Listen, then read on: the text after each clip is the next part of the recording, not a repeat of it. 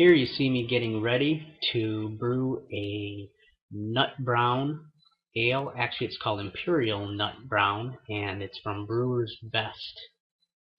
I apologize for the clarity there on the box, having some recording issues. But the ingredients that you'll find in the Imperial Nut Brown, we have Columbus bitter hops, Willamette aroma hops, as well as flavoring hops. Sometimes you don't find 3 types of hops in a beer kit, so that's kind of nice. Also have crushed chocolate and caramel grains, which we're dropping into the pot right now. Before brewing, you have to make sure that everything is absolutely clean.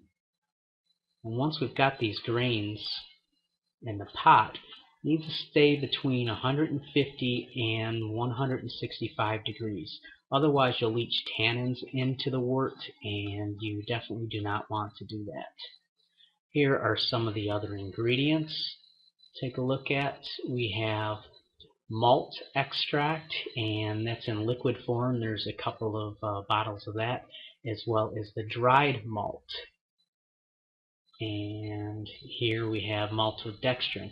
All of this is going to go into the pot, but first what we do is we throw the liquid malt in some hot water, so we kind of make it a little bit thinner, easy to pour in the pot.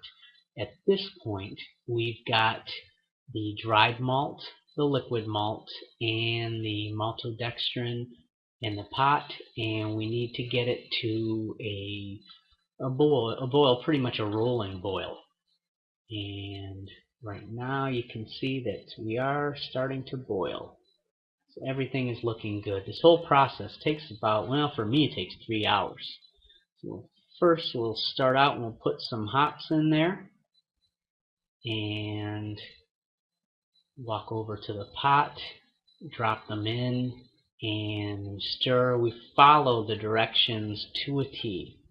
So want to make sure we get the hops in there, stir everything around, get it so it's in a rolling boil, and make sure that we do not have the wort go over the sides of the pot. Okay, I think this is a 20-quart pot if I'm not mistaken. Now we're putting the aroma hops in. I think the first hops were in for about 15 minutes. The aroma hops, I believe, are 5 minutes. I don't have the directions in front of me. So just put that in and stir. And in the meantime, we need to get our sink full of ice and water, because here's the deal. Once it's up to a rolling boil, it'll be probably close to about 200 degrees as we end that boil. And we need to get the wort chilled down to about 70 degrees as quickly as possible.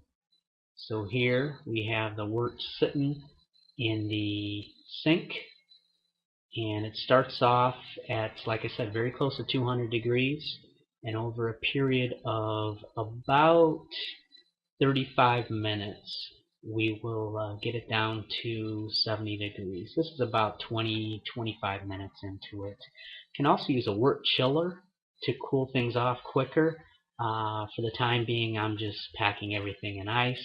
That seems to work out well. This is my bucket.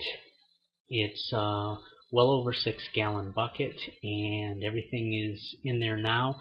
What I had to do is add about 2.5 gallons of water to top it off at 5 gallons. That's what this recipe calls for. And finally, what we end up doing is we pitch the yeast.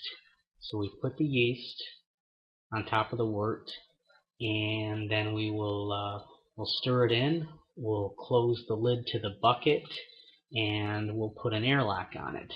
This beer should be ready in about 6 weeks.